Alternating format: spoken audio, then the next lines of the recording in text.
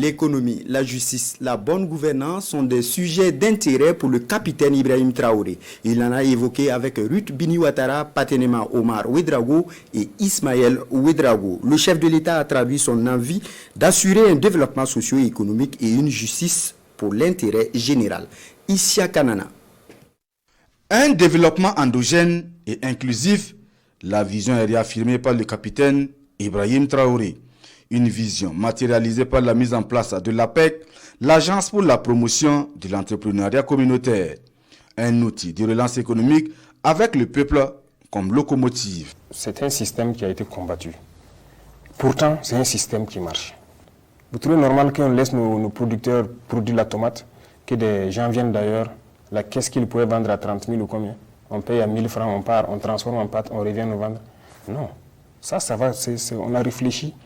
On a pensé, il faut qu'on ait beaucoup d'entreprises de ce genre-là. Une justice équitable pour tous les Burkinabés. Le capitaine Ibrahim Traoré le martèle une fois de plus à cet entretien. Tout en réitérant son attachement à l'indépendance de la justice, le président de la transition invite l'appareil judiciaire à se pencher avec grand intérêt sur des dossiers emblématiques, notamment ceux des crimes économiques.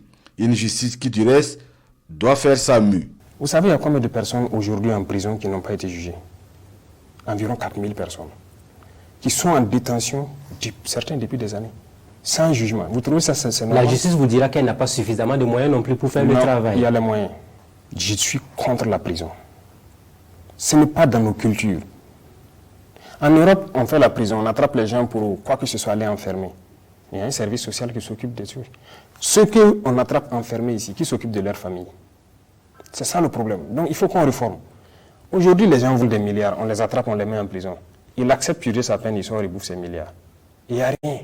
Une gouvernance vertueuse pour une gestion rationnelle des deniers publics, un credo également du président de la transition. La gestion transparente des procédures de passation des marchés publics participe donc à cette vision. Il y a beaucoup de situations comme ça, des marchés qui ont été passés. Voilà, des montants pas possibles, et puis le travail. Vous avez vu la route de Koudougou, par exemple.